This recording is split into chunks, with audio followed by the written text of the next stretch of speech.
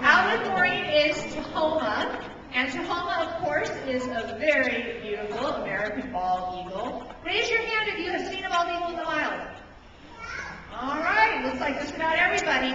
If you haven't, if you didn't raise your hand and you live around here, that just means you're not looking very hard, because we have bald eagles everywhere. We have great eagle habitat here in Western Washington with our giant trees that they can build a nest in and all the water around here. Why do eagles like or need water, you think?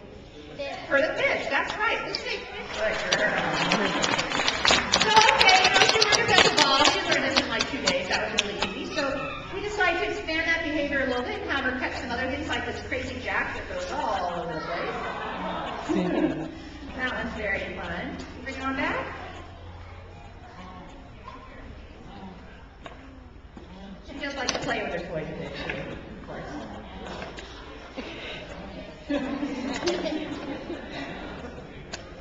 Good girl.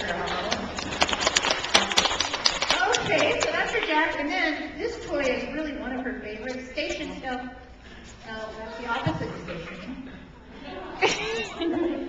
She sometimes anticipates her exit cue, which is what she's doing over there. Hey, Stella! I thought we were playing a game over here. Good girl. Stella, Bell. Come on. Back on your station, please. Stay on your station. Okay, so she's going to fetch this toy. And watch what she does with this. It's a little bit different because it's very soft, and I think it feels like the body of prey to her. So she always has to kill it a little bit before she brings it back. She's very accurate with her steering, so she always stabs it nice and hard, shakes it, smashes it, makes sure it's good and dead before she returns it. Stella loves this fetch game so much that we actually take her onto our main lawn up in the hub of the zoo, and we'll play fetch with her up there. And it's really fun because we can throw the ball super far, and she half flies, half runs to get it. She really has a good time. Stella, it's dead. Come on, okay.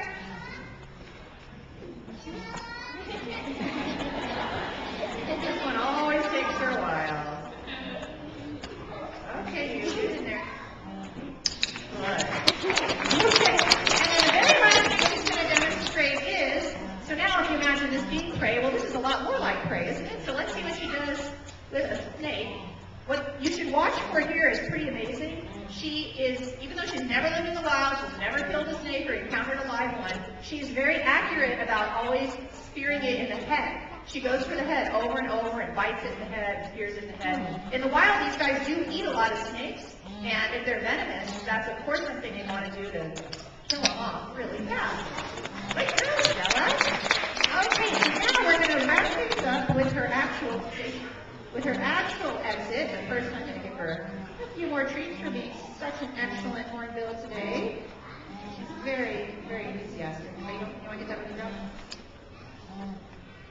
Station. No, Stella. You're almost done, but we weren't done. Stella. Isn't she the cutest bird in the world?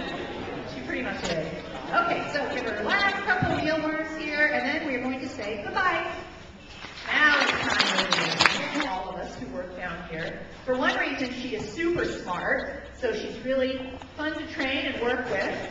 And she's so smart that she gets into quite a bit of mischief when she's out here on stage. And I have a feeling you'll get a demonstration of that today. But we're going to go ahead and have her come on out. Her name is Stella. Hi, Stella. Come on. Oh, she's already messing around. Stella is super inquisitive, so she likes to really check things out with one happy guy in the winter time. There he is. All right. What kind of cat is this? I heard bobcat. Did I hear anything else? A lynx. Yeah, who thinks it's a bobcat? Who thinks it's a lynx? Most of you don't think he's anything. Okay, but it looks like the lynx won, and I'll tell you, you lynx people are correct. He is a lynx, and it's actually super easy to mistake him for a bobcat, so don't feel bad if you thought that as well. Bobcats and lynx are very similar, but let me tell you a couple differences. First of all, He's got this beautiful fur coat, which he grows in the wintertime. A much thicker coat than a bobcat gets. And you can see it's just playing. Bobcats have much more in the way of spot patterns on their coat. He's also taller. He's got longer legs than a bobcat. Bobcat's more stocky, short cat. But the absolute way you can tell the difference is to look at those giant feet of his. You see how huge they are? Yeah, those are pretty important because they serve as snowshoes for the lynx. This is a cat of cold weather country. They mostly live up in northern Canada and Alaska. We do have some in the mountainous states in the United States. But those big feet help him to walk on the surface of the snow so he doesn't sink down into the snow.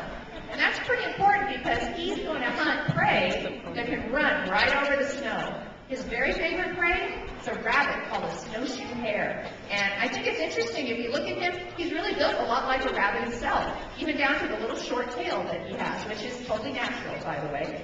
So when he's chasing a rabbit over the snow, he can really move. He can take leaps of up to 10 feet in every single bound. So hopefully he'll be able to catch up easily to that rabbit.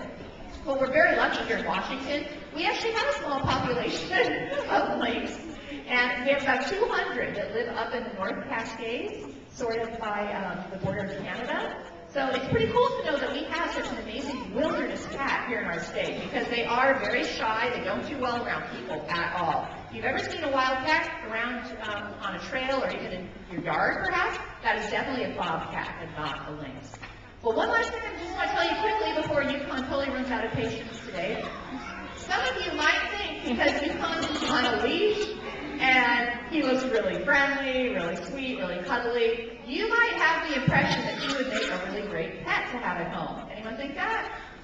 I hope not. You might, yeah. But actually, don't be fooled. He's a wild cat. Wild cats are definitely not suitable house pets. He has all his teeth as claws. He can bite, he can scratch. But remember, he's capable of killing something as large as maybe a small deer. So definitely not a safe animal to have in your home. Maureen and I have been working with cats for our entire careers, many, many years, so we can handle him safely. But even with that, sometimes he has his moments. So remember, you're only seeing him about 5 minutes out of his whole day, and he can get really crabby and aggressive sometimes.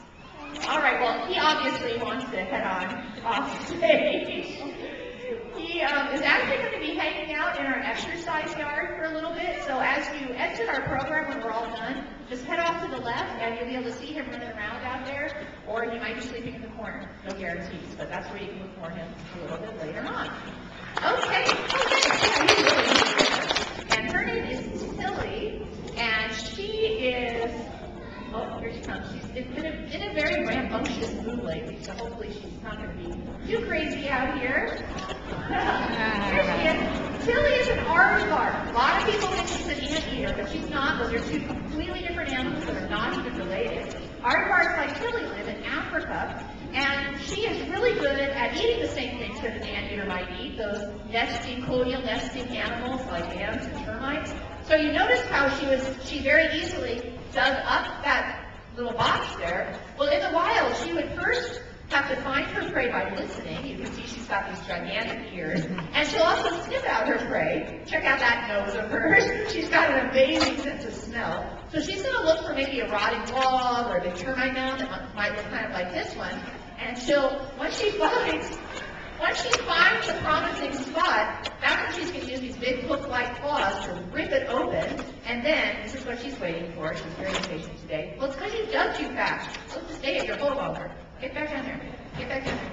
There we go. Once they find the ants, they slurp them up with this amazing tongue that is about 1.5 feet long. Pretty impressive, huh? Let me get her a treat now. No, you're not done, Tilly. Come back here. Come here. You are just all over the place today.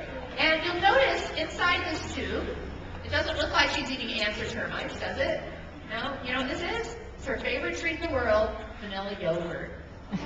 Weird, huh? An aardvark would like vanilla yogurt. Don't even ask how we